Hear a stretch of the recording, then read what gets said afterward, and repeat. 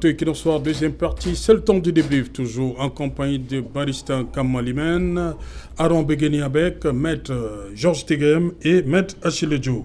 Voilà, Maître Achille Ledjo, ces correspondances qui font le tour de la toile depuis hier. Les menaces, l'intimidation, on demande de dresser la liste des meneurs. Voilà, situation écrite de la grève, l'effectif des élèves et du personnel enseignant et non enseignant absent, ainsi que la liste des meneurs de la dite grève. Là, nous sommes à Edea Premier. Edea Premier, tout comme Dibombari, le fils de l'autre. C'est terrible. C'est ahurissant de savoir que face à des réclamations... C'est la réponse qu'il faut apporter. Je suis ahuri, je dis Serge Alain, de constater que face aux revendications légitimes des enseignants, des seigneurs de la craie, que l'on leur oppose ce genre de comportement, ce genre de mesures. Pour moi également, je pense que le chef de l'État devrait effectivement sévir et assainir ses collaborateurs dans l'administration territoriale. C'est le lieu pour nous d'interpeller le ministre de l'administration territoriale sur le fait qu'absolument l'on serait en train de traverser la ligne rouge avec cet absolutisme, cette façon de faire. Voilà des administrateurs civils qu'au lieu de trouver les mots justes pour adoucir, pour permettre à ces enseignants de retourner en classe, ou alors pour permettre aux syndicats de ces enseignants d'avoir des positions souples, on procède par l'intimidation. Je joins ma voix à celle de l'honorable Jean-Michel Nitieux pour dire et pour exhorter le régime du RDPC, ensemble ces administrateurs civils, de sortir du chemin de l'intimidation. L'autisme ne sert à rien, il faut écouter les autres sons de cloche. Sincèrement. L'on ne comprend pas comment est-ce que face aux revendications légitimes, vous proposez des solutions cosmétiques et vous pensez que sous l'effet de l'intimidation, des gens vont céder comme ça. C'est une leçon même, le mouvement OTS, c'est une leçon adressée même à nombre de politiques. Voilà un mouvement qui en réalité n'a pas un véritable leader, ou alors a été lancé sans un véritable leader, qui aujourd'hui gagne en sympathie au sein de la communauté nationale. Nous pensons tout simplement que c'est le moment ou jamais pour ces enseignants de tenir bon malgré certains traîtres qui sont même venus sur ce plateau dire qu'ils ont repris les cours. Donc je pense encore que il est temps pour ces enseignants de tenir la barre sans fléchir, car comme l'a dit l'honorable Jean-Michel Nitieux, la ligne 64 et comme l'a dit le professeur Messara Nyamding, la ligne 94 du budget de l'État, les deux lignes-là peuvent absolument résoudre ce problème si l'État consent à réduire son train de vie. Je finis. Il y a la volonté dans tout ça? Est-ce qu'il y a vous sentez qu'il y a une volonté? Il n'y a pas de volonté, c'est justement pourquoi il faut mettre le RDPC devant ses responsabilités. Il faut entendre d'autres sons de cloche, je l'ai dit. Aujourd'hui, un enseignant, 10 ans, sans avoir touché la moindre, je veux dire le moindre salaire. Ça veut dire qu'il a passé 10 ans à aider le RDPC, le régime, à travailler à crédit. Cet argent, vous avez fait quoi de ça? Cet argent dont il méritait, vous avez fait quoi de ça? Il est temps, je pense, pour moi, que ceux qui pensent qu'ils sont les intouchables de la République, notamment le sous-préfet de Dibombari qui pense que peut-être appartenir à une lignée lui donne un certain parapluie, je lui dirais tout simplement de faire très attention parce que il ferait mieux de constituer un conseil d'avocats pour ce qu'il connaît que de venir menacer les enseignants. Voilà. Aaron Begeni, avec cette situation, comment vous vivez cette situation des enseignants aujourd'hui? Vous qui connaissez une certaine époque, l'époque glorieuse du Cameroun, on va le dire comme ça. Comment vous appréhendez ce qui se passe? je suis dépassé. Vous comprenez que des gens puissent faire 10 ans sans intégration, sans salaire? Est-ce que le compositeur de notre hymne avait tort de dire que nous vivions dans la barbarie? Peut-être nous vivions mieux. Aujourd'hui, nous sommes retournés dans la barbarie. Vous pouvez me dire que les textes administratifs prévoient la carrière de quelqu'un qui est recruté, avancement en échelon, prime d'ancienneté, tous les accessoires du salaire. Les décisions sont prises. Vous pensez que ce qui élabore le budget du personnel, frais de personnel, la masse salariale, n'intègre pas ça dans l'élaboration du budget? En vertu des principes budgétaires universels, cette ligne de crédit votée par l'Assemblée ne doit pas être utilisée à autre chose. Ça va souvent où? Pourquoi, si ça n'existait pas, on a créé les réseaux de 30% pour que vous soyez payés? Donc ça dit que l'argent est là. Bien sûr. Je dis... Mais il faut d'abord débourser 30%, selon ce que vous dites. Nos administrateurs, nous sommes rentrés à l'époque coloniale. C'est les étrangers qui nous gouvernent. Quelqu'un a dit que la République ne se gouverne pas dans la rue. Effectivement, cette manière de gouverner, c'est des gens de la rue. Les sentinelles de la loi, qui doivent respecter la loi. Pour faire respecter la loi, il faut qu'eux-mêmes respectent la loi. Est-ce que les membres du gouvernement n'ont pas leurs indemnités, ne sont pas payés régulièrement? On sait comment ils consomment les carnets de bons de carburant. Hein? La crie de Diogène,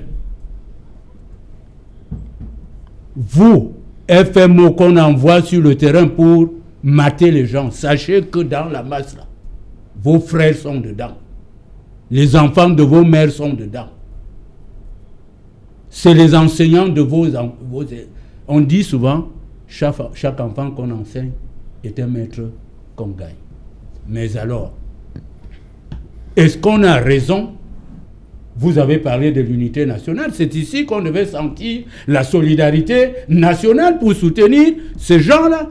L'État Léviathan est devenu un État bourreau. Non? Puisque en face de ça, il y a l'intimidation. Nous sommes dans l'État. Oui. Les planteurs, les agriculteurs sont disons, les gouvernants sont devenus des bourreaux. Ils vivent à l'aise.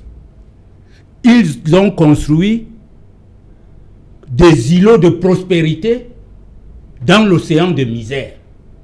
Voilà les vendeurs de bœufs qui se plaignent. Le pain a augmenté. Et puis on nous a trompé, menti avec les APE. L'État lui-même a perdu l'argent en baissant les tarifs. Et maintenant, les prix de ce que nous importons ne font que augmenter. Mais c'est eux qui ont applaudi, ils ont dit que les APE, c'est une mine d'or. Ça va nous faire ci ou cela. Où et qu'est-ce qu'on a fait? On a vu venir toutes ces situations.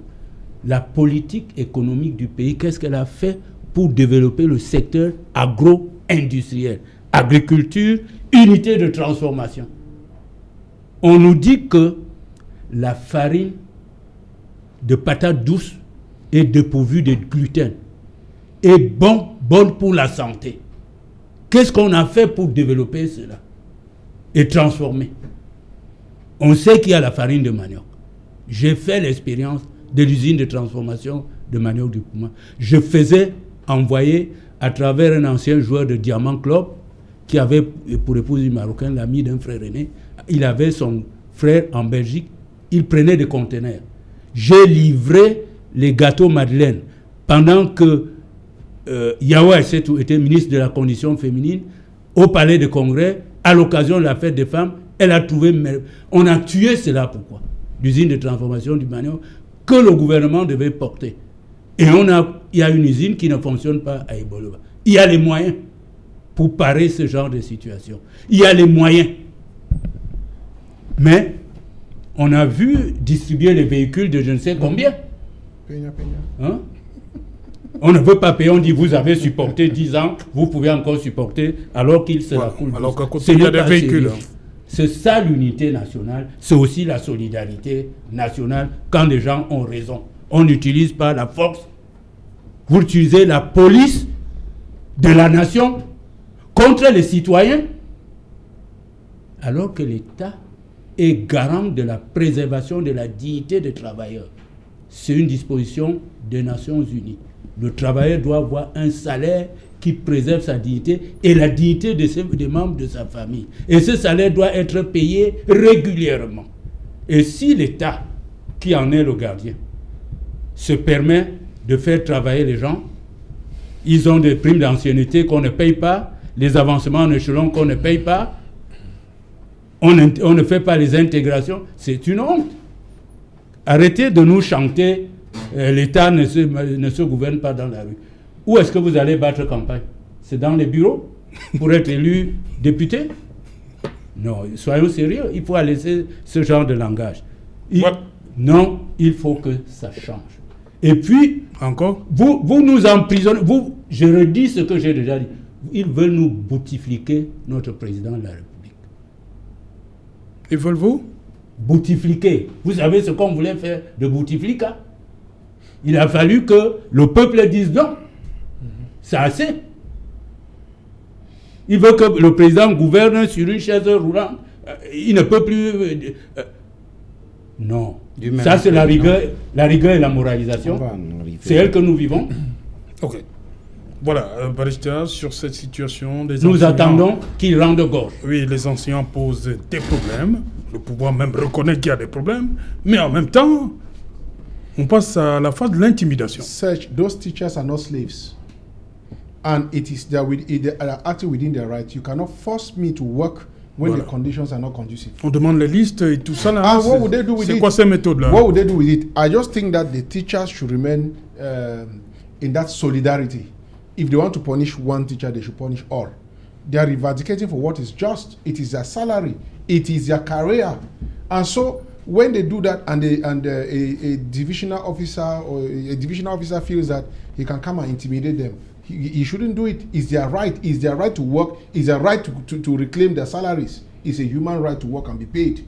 And so they were in the office. They have all the allowances. They do have all the allowances. They brought them new cars and gave them. They have, when they move out, they have allowances, all those things. They should allow the teachers. And so to me, it is not a wise decision. It's not a wise act to have written to such a correspondent. And I hold and say that the revendications of the teachers are justified and that they should stay in as a bloc to achieve their aims and objectives. Voilà, il y a justement un membre du gouvernement qui a dit le week-end dernier que si jamais, après toutes les réponses apportées par le gouvernement aux revendications, si jamais ils ne reprennent pas le boulot, ça va quoi s'en tenir? Ils vont faire quoi? Ils vont faire quoi? Est-ce qu'ils vont licencier tous les enseignants? Même s'ils licencient, ils ne peuvent même pas. Ils vont mettre le Cameroun dans leur poche. Oui, ils ne peuvent pas. Ce sont des ministres très vaniteux, orgueilleux. Nous avons ce problème dans ces pays que quand on attend que des gens sortent, ils manifestent, après on commence à vous dire, ok, nous on vous a donné ça, on peut donner ça. Non. Voilà, ils sont sortis pour des raisons qu'ils ont bien précisées. Il y a des solutions qu'ils ont bien proposées. Et s'ils ne sont pas contents, n'est-ce pas, des propositions que vous avez faites, vous ne pouvez pas les obliger d'aller travailler. Ce n'est pas des esclaves. Ils ne sont pas des esclaves. Et ils ont le droit de dire non, je ne travaille pas. Tu vas les faire quoi? Lui taper parce qu'il ne veut pas travailler. Le pire de ce qu'il peut faire, c'est peut-être de les licencier et tous. Et c'est une impossibilité. Si tous les enseignants sont solidaires dans les positions. Et moi, je dis que leur revendication est fondée. Et que c'est leur droit de réclamer tout ce qui les appartient. Des sous-préfets sont là, on les donne des véhicules. Pourquoi ils disent qu'ils ont trop supporté, hein? Ça veut dire que... Mais sèche, est-ce que c'est faux qu'ils ont trop supporté? Ils ont trop supporté. Ils doivent continuer à supporter indéfiniment. Des enseignants gagnent combien? Ils gagnent combien? Et nous, on les envoie nos enfants tout le temps, c'est eux qui prennent soin de nos enfants, et on vient, tu viens avec ta grosse cylindrée, tu lui montres tu es telle personne, et ton enfant est devant, et il n'a rien. C'est injuste. C'est injuste. Et au même moment, quand des enseignants veulent gréver, ils sont en train de gréver, vous payez de nouvelles voitures, vous venez donner que non, on a utilisé le mot de quartier là, quoi, peña. Oui. Vous comprenez à quelle bassesse, à quel niveau on se retrouve? C'est de la provocation. Est-ce que ça, ce n'est pas la provocation? C'est de la provocation. Qui vient des ministres? Est-ce que ça, ce n'est pas la provocation? Est-ce qu'ils devaient aller en public pour donner des véhicules? Est-ce que ces sous-préfets, je les connais, ils ont des véhicules? Il y avait quelle urgence?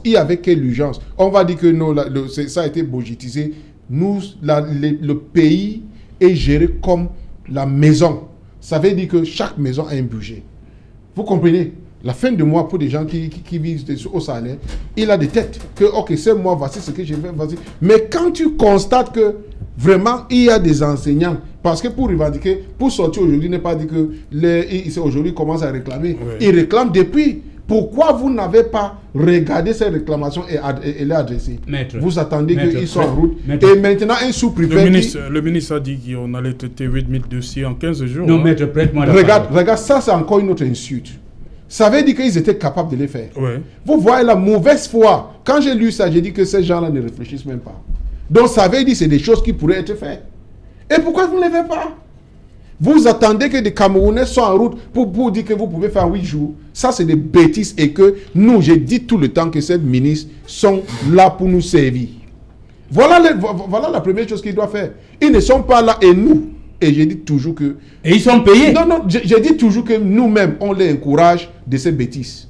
Quand ils viennent, on glisse, on ouvre la route, des sirènes partout, ils passent, on applaudit. Non, Alain. Non, il ne faut pas que ça soit comme ça. Si ces ministres sont là et ils ne peuvent pas travailler, qu'ils partent. Nous, le Cameroun appartient à nous tous. Il n'y a pas un ministre plus camerounais qu'un autre citoyen camerounais. Il n'y a pas.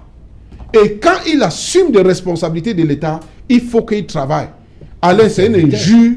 C'est vraiment un injure de dire que dans 8 jours, il peut traiter des dossiers. Non, dans 15 jours, il a parlé de 8000 dossiers. 8 000 dans 15 jours, pourquoi ils n'ont pas fait? En 10 ans. En 10 ans, pourquoi ils n'ont pas fait? Il attendait que les gens soient en route. C'est plus grave. Oui, vous savez que ces enseignants sont devenus les parents de leurs parents. Les enseignants sont devenus les parents de leurs parents. C'est-à-dire, ils ont des parents grabataires, ils doivent s'occuper de leurs parents. C'est ce que dit la parole. Père, mère, éduquez bien vos enfants. Ils doivent vous rendre cet amour. Vous avez un enfant qui travaille, c'est vous qui continuez à vous occuper de lui, alors qu'il doit vous acheter les remèdes, il doit vous faire ceci. Vous savez ce que ça coûte? Tout ça à cause du... C'est très grave. Ok. Maître Georges Teghem, c'est une situation, comment vous vivez ce qui se passe depuis... je crois qu'ils sont au 16e jour de la grève. Écoutez, et les réponses apportées, et ce phénomène qui est né depuis lundi, la phase d'intimidation. Moi, je pense qu'on est en démocratie. Et pour ma part, il me semble normal, dans un État démocratique comme le nôtre, que certaines personnes, à un moment, qui sentent des frustrations, s'expriment. C'est ce qui s'est fait à travers le discours des enseignants. Ils se sont exprimés. Moi, le problème n'était s'il n'y avait pas de réponse. Parce que moi, je me souviens, Nicolas Sarkozy, en parlant des enseignants, avait dit « Ils sont détestables, infréquentables, insupportables ». Quand je visite une école, je demande toujours à rencontrer la cantinière, la dame de ménage. À ces deux, je serre la main, car c'est le seul genre normal de l'établissement. Vous voyez qu'il y a des réponses qui peuvent être beaucoup plus graves. Mais au Cameroun, on n'y a pas eu ce genre de réponse. Moi, j'ai aimé la réponse du gouvernement. Comparaison n'est pas raison. Vous aimez... Vous aimez la réponse de l'État, du gouvernement? J'ai aimé la réponse du gouvernement. Regarde, soyons francs.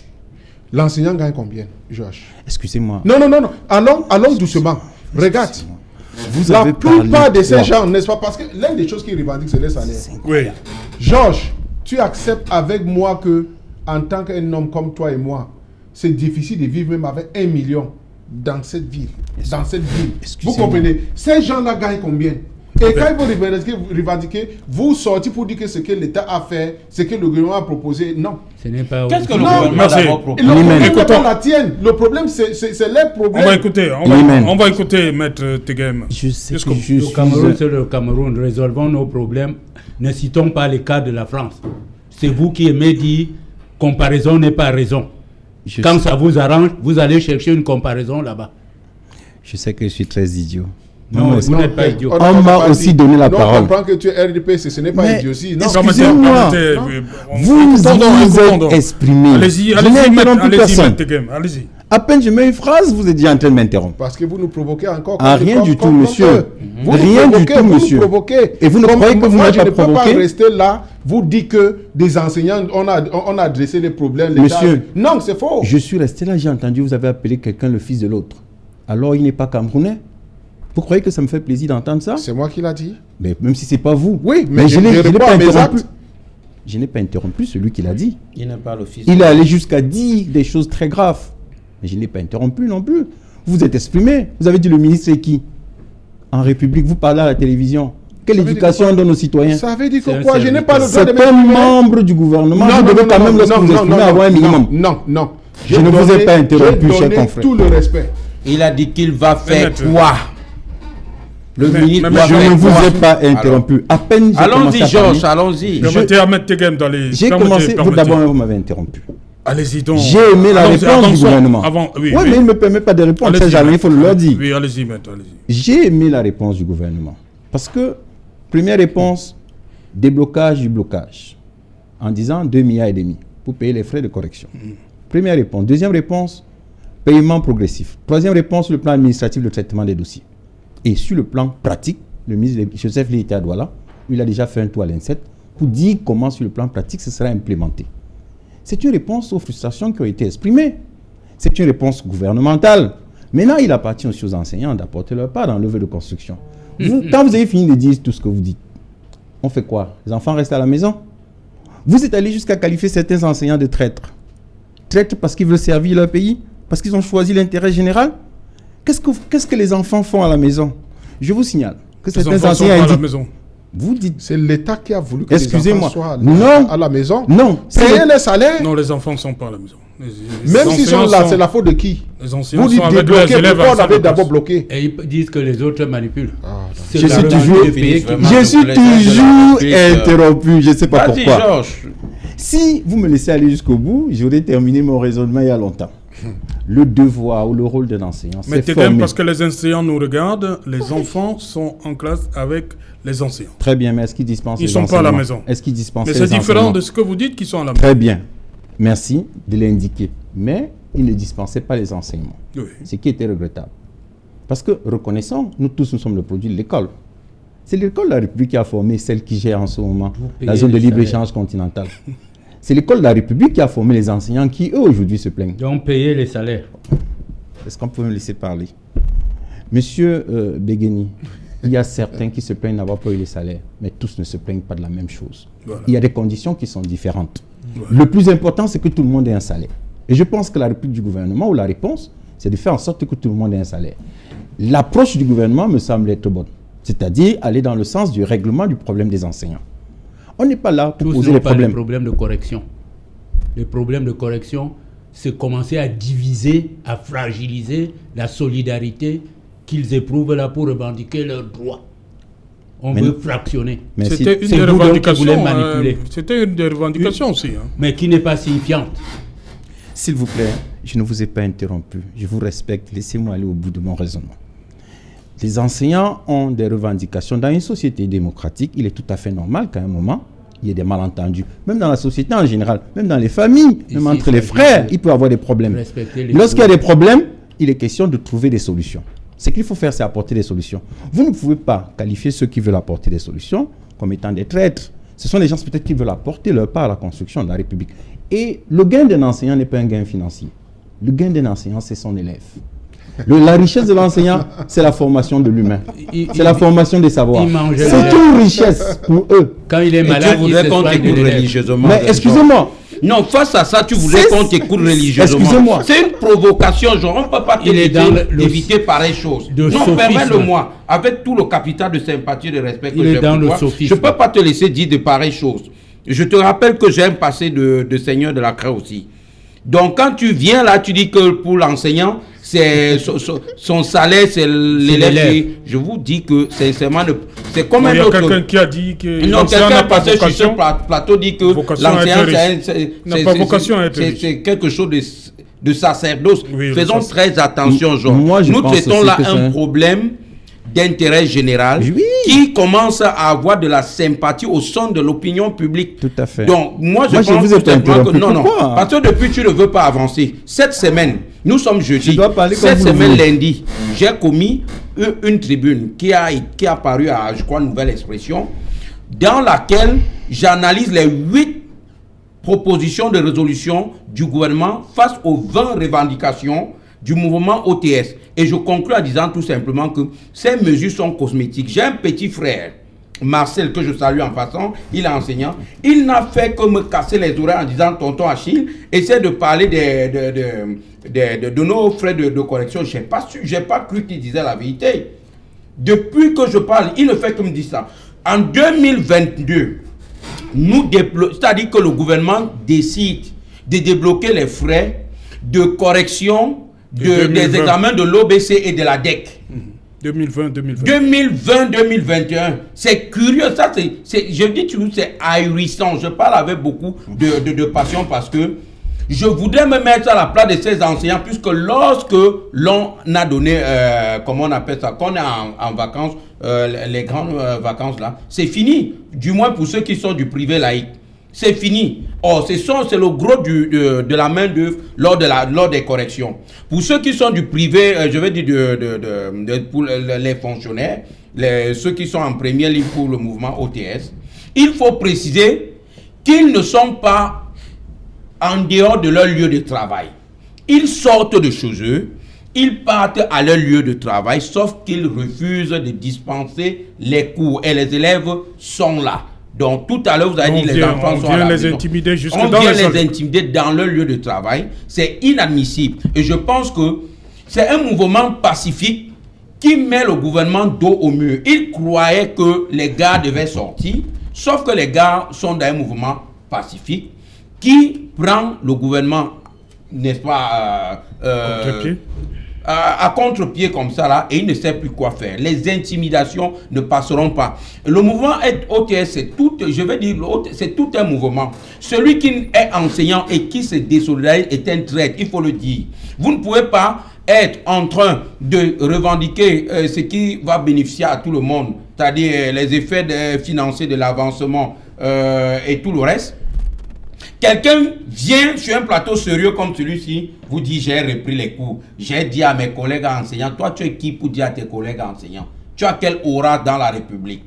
Sois sérieux, il faut mettre des traîtres comme ça de côté et les dénoncer tout simplement. Georges, je ne pense pas que c'est le lieu de venir dire ici là que tu es d'accord avec les mesures gouvernementales. Si c'est ce sont lesquelles? Parce que M. Biya a prescrit 8 mesures sur 20 revendications. Lesquelles? Comme le grand frère dit, c'était pour fragiliser le mouvement sans comprendre que les gars ont vraiment trop supporté. Et quelque part aussi, je vais finir par là, quelque part aussi, j'indexe ces enseignants. Vous avez trop supporté, extrêmement même. Vous faisiez quoi pendant 10 ans? Georges, toi et moi, on a eu à observer les journées de robes mortes. Toi et moi, on a eu à ne pas aborder nos robes pour aller au palais de justice, défendre les clients qui, par ricochet, nous avaient déjà payé les honoraires. Est-ce que l'on peut dire que la faute nous revient? Alors, donc, je veux te faire comprendre que les enseignants sont dans leur bon rôle. Et si le mouvement reste pacifique, je pense pour ma part qu'ils doivent continuer jusqu'à ce que ce mois-ci là, ils commencent à avoir des retombées. Il y a l'argent dans cette république, on ne vous ment pas. Les lignes 94, 64, c'est des gouffres de sous. Okay. Même la SNA a trop d'argent, on peut ressourcer ça. 181 milliards n'est rien pour un gouvernement comme le Cameroun. Okay. J'avais encore la parole. Oui, terminez donc rapidement. Non, mais vous me demandez de terminer rapidement, ils m'ont interrompu. Et puis donc, je vous ai donné la parole. Je vis dans une dictature sur ce plateau. Non, du tout. Mais écoutez, je veux m'exprimer et on m'interrompt. Je veux m'exprimer et on m'interrompt. il m'interrompt, c'est pas normal. Je dois m'exprimer jusqu'au bout. Vous ne devez pas m'interrompre, c'est pas Mais normal. vous perdez le temps, allez-y. Je vais faire observer ici que lorsque je dis que la récompense de l'enseignant, c'est l'élève, c'est le choix du métier qu'il a fait. Il a choisi un métier de formation. Sa fierté, c'est dit, j'ai été formateur de X et Y. C'est ça la fierté de l'enseignant. Maintenant, parce qu'il forme, il doit gagner sa vie. Voilà. Il doit gagner sa vie, c'est Et normal. ils ne sont donc pas payés. S'il estime qu'il n'est pas payé, il formule des revendications. Ils l'ont fait. Est-ce qu'il y a une réponse? Oui, il y a une réponse. Est-ce que la réponse... Est-ce qu'il y a eu une réponse? Oui. Est-ce qu'il y a eu intimidation? Je dis, c'est inexact de prétendre qu'il y a eu intimidation. C'est inexact? Il y a jusqu'aujourd'hui eu toujours une volonté de dialogue. Et il me semble que les syndicats d'enseignants ont été reçus au ministère du Travail et de la Sécurité sociale, où un dialogue a été initié. Ça veut dire qu'il y a de la part du gouvernement une volonté de négociation, une volonté de dialogue avec les enseignants pour régler un problème. Et quelqu'un fait 10 ans sans être intégré. Mais monsieur, Depuis je ne vous ai le pas dialogue, interrompu. 10 ans sans être intégré et il décède. Je ne vous ai pas interrompu. Georges, vas-y. Je ne vous ai pas interrompu. Le problème existe déjà.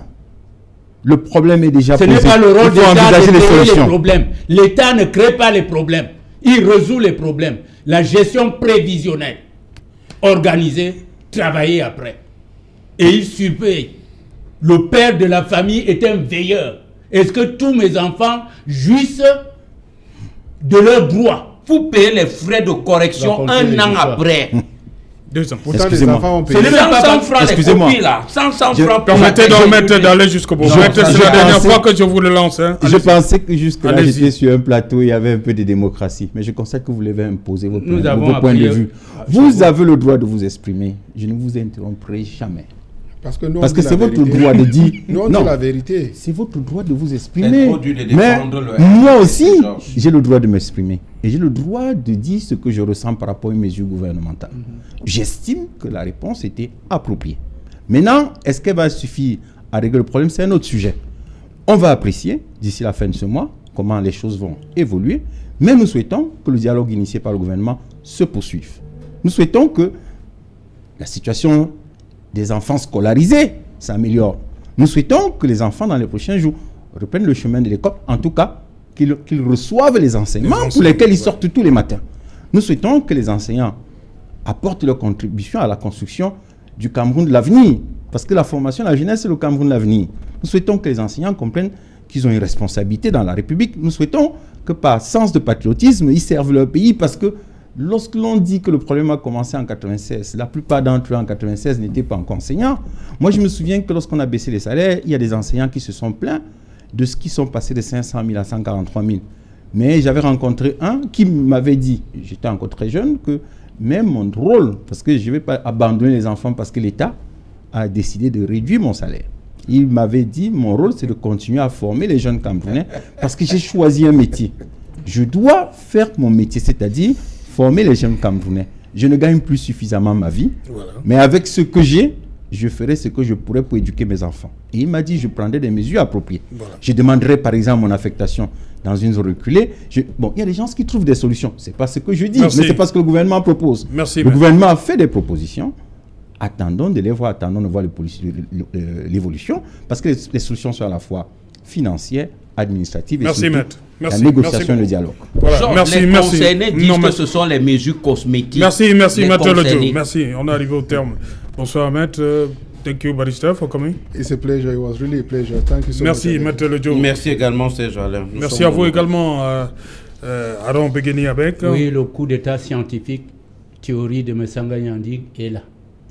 Et ça commence à trop durer. C'est le coup d'état scientifique. Voilà, c'est depuis des années qu'on parle de ça. Si le chef de l'État décide de diagnostiquer où vont les crédits votés à l'Assemblée nationale pour payer les salaires, les avancements et autres. Merci, on vous a suivi. Merci, Maître Tegem. C'est la RPC qui vous remercie. Voilà, Madame, Monsieur, nous sommes arrivés au terme de ce numéro Equinox Soir. On se retrouve demain pour la dernière édition de la semaine, partie de 19h. Bonsoir.